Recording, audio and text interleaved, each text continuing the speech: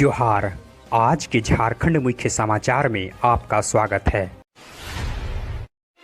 आज की पहली खबर के साथ राज्य में स्वास्थ्य सुरक्षा सप्ताह यानी लॉकडाउन की अवधि को अगले 2 सप्ताह तक के लिए विस्तारित किया गया है।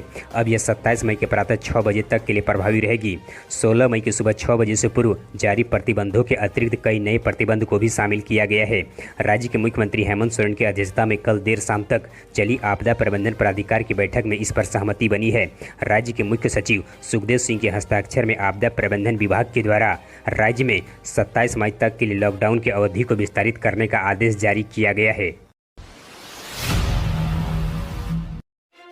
इधर राज्य में कोरोना का कहर लगातार जारी है। पिछले 24 घंटे में राज्य में कुल 4,362 नए कोरोना संक्रमितों की पहचान हुई है।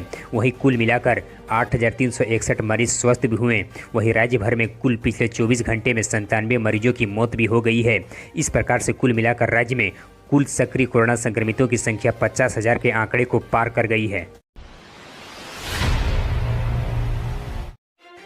इधर राज्य में राज्य सरकार के नए लॉकडाउन गाइडलाइंस के तहत 16 मई से और भी सख्ती को बढ़ा दिया गया है, जिसके तहत राज्य के शादी समारोह में 11 से ज़्यादा लोग शामिल नहीं हो सकते हैं। राज्य के बाहर आवाजाही पर भी रोक लगा दिया गया है।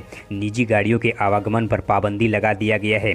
बसों के परिचालन को पूर्ण रूप से रोक लगा दिया गया है। वहीं राज्य में प्रतिदिन दुकानें 2 बजे तक ही खुले रहेगी।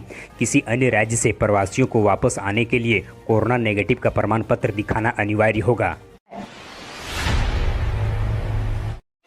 इधर कर्मचारी चयन आयोग यानी एसएससी के द्वारा अपने आधिकारिक वेबसाइट पर एक महत्वपूर्ण नोटिफिकेशन जारी किया गया है। यह notification section post phase 8 result 2020 में शॉर्टलिस्ट किए गए उम्मीदवारों के सपोर्टिंग डॉक्यूमेंट जमा करने को लेकर है। एसएससी के द्वारा नोटिफिकेशन के अनुसार से फेज 8 रिजल्ट 2020 में शॉर्टलिस्ट किए गए उम्मीदवार अब अपने जरूरी दस्तावेज आदि 30 मई तक जमा कर सकते हैं। बताते चलने कि इससे पहले डॉक्यूमेंट जमा करने की आखिरी तिथि 15 मई तक निर्धारित किया गया था, जिसे अब बढ़ाकर आयोग के द्वारा 30 मई तक कर दिया गया है। इधर रांची मौसम विभाग के अनुसार से पश्चिमी विक्षोभ का एक टर्फ लाइन उत्तर भारत में सक्रिय है। यह हिमालय की तराई से होते हुए झारखंड को प्रवेश करेगी। राज्य में इसका असर 15 मई तक दिखने को मिल सकती है। मौसम विभाग के अनुसार से कहा गया है कि रांची, बोकारो, रामगढ़, गुमला, हजारीबाग, खूंटी, पूर्वी और पश्चिमी सिंहभूम दिन में वज्रपात होने की संभावना है। मौसम विभाग के अनुसार से राज्य में अधिकतम तापमान जमशेदपुर में 37 डिग्री सेल्सियस, वहीं न्यूनतम तापमान राजधानी रांची में 22 डिग्री सेल्सियस होगी। इधर देश में कोरोना के बढ़ते मामले और टीकाकरण की स्थिति को लेकर केंद्रीय स्वास्थ्य मंत्री डॉक्टर हर्षवर्धन के द्वारा झारखंड सहित विभिन्न राज्यों के स्वास्थ्य मंत्रियों के साथ वीडियो कॉन्फ्रेंसिंग के जरिए बैठक किया गया, जिसमें टीकाकरण अभियान की प्रगति की समीक्षा किया गया और इसे और तेज करने पर जोर दिया गया। मंत्री हर्षवर्धन ने बताया कि मई महीने तक देश में कुल 8 करोड़ कोरोना टीका की उपलब्धता होगी, जो जून में बढ़कर 9 करोड़ तक हो सकती है। इधर राज्य के मुख्यमंत्री हेमंत सोरेन के द्वारा राज्य के सभी प्राथमिक और मध्य विद्यालयों में शिक्षकों की नियुक्ति नियमावली बनाने और राज्य के पारा शिक्षकों के लिए कल्याण कोष के गठन की प्रक्रिया को जल्द पूरा करने का आदेश दिया गया है। मुख्यमंत्री श्री हेमंत सोरेन के निर्देश के बाद विभागीय सचिव के द्वारा संबंधित निदेशालय को पत्र लिखकर इस प्रक्रिया को जल्द से जल्द पूरा करने को कहा गया है। बताते चले कि राज्य में पारा शिक्षकों को कल्याण कोष के गठन को लेकर प्रक्रिया अंतिम चरण तक आ गई है। इधर देश के कई राज्यों के द्वारा अपने यहां पर्याप्त मात्रा में वैक्सीन नहीं मिलने की आरोप लगातार केंद्र सरकार पर लगाई जा रही है। अब कोरोना संकट और चरमराती स्वास्थ्य व्यवस्था के बीच देश के कुल 12 विपक्षी दलों के नेताओं के द्वारा प्रधानमंत्री नरेंद्र मोदी को पत्र लिखा गया है। पत्र में कोरोना संक्रमण से लड़ने और वैक्सीन को लेकर सलाह दिया गया है, तो वहीं कुछ प्रमुख तौर पर मांग भी किया गया है।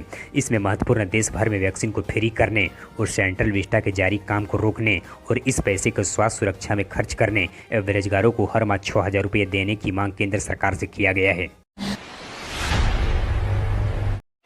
इधर राज्य के विभिन्न विभाग कर्मियों के वेतन नहीं मिलने की सूचना को गंभीरता से लेते हुए राज्य के मुख्य सचिव श्री सुखदेव सिंह के द्वारा राज्य के सभी विभागीय प्रमुखों को कहा है कि संक्रमण के इस दौर में किसी को भी वेतन से वंचित नहीं रखा जा सकता है। साथ ही मुख्य सचिव के द्वारा 25 मई तक सभी को बकाया वेतन भुगतान करने का निर्देश जारी किया गया है। इसके लिए आवश्यक कार्रवाई पूरा करते हुए उन्होंने पत्र भी जारी कर दिया है। इधर राज्य के स्वास्थ्य मंत्री बन्ना गुप्ता के द्वारा केंद्र सरकार पर भेदभाव का आरोप लगाया गया है। स्वास्थ्य मंत्री बन्ना गुप्ता के द्वारा केंद्रीय स्वास्थ्य मंत्री डॉक्टर हर्षवर्धन के साथ वीडियो कॉन्फ्रेंसिंग के जरिए बैठक की। इसके बाद उन्होंने केंद्र सरकार पर आरोप लगाते हुए कहा कि केंद्र सरकार ने कहा है कि 1057 ऑक्सीजन प्लांट देश भर में लगाए जाएंगे, लेकिन इसके बाद भी झारखंड के हिस्से में सिर्फ एक ही ऑक्सीजन प्लांट आया है। हमने केंद्र सरकार से 28 ऑक्सीजन प्लांट की मांग की थी, लेकिन हमें सिर्फ एक ही मिला है।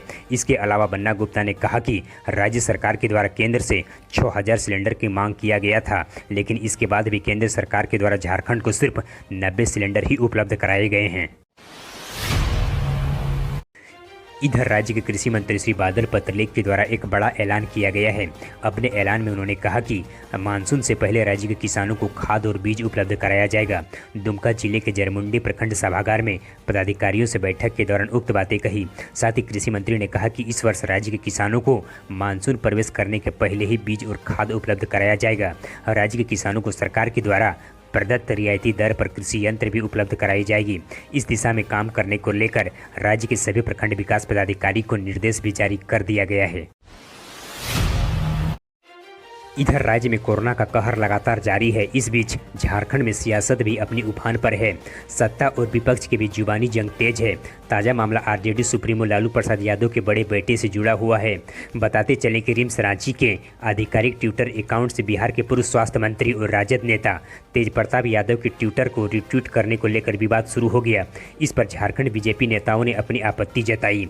इस विवाद पर बीजेपी सांसद संजय सेठ ने दोषी पर कार्रवाई करने की मांग भी की है। इधर राज्य के मुख्यमंत्री श्री हेमंत सोरेन के द्वारा कल अंतर्राष्ट्रीय नर्स दिवस के अवसर पर राज्य और देश के सभी नर्सों के प्रति अपने आभार व्यक्त किया। सीएम श्री सोरेन ने कहा कि नर्स परिश्रम और सहानुभूति के साथ जरूरतमंदों की सेवा में जुटी है। मानव जीवन को बचाने में कई नर्सों के द्वारा अपना जीवन तक खो दिया गया। उन सभी को मैं श्रद्धांजलि अर्पित करता हूँ। आप अपने निर्देश या सलाह देने के लिए नीचे कमेंट बॉक्स में हमें कमेंट करें। हमारे हौसला अफजाई के लिए इस वीडियो को लाइक करें और अपने मित्रों के साथ अधिक से अधिक शेयर करें। हम फिर मिलते हैं कल के अपडेट्स के साथ। तब तक के लिए धन्यवाद।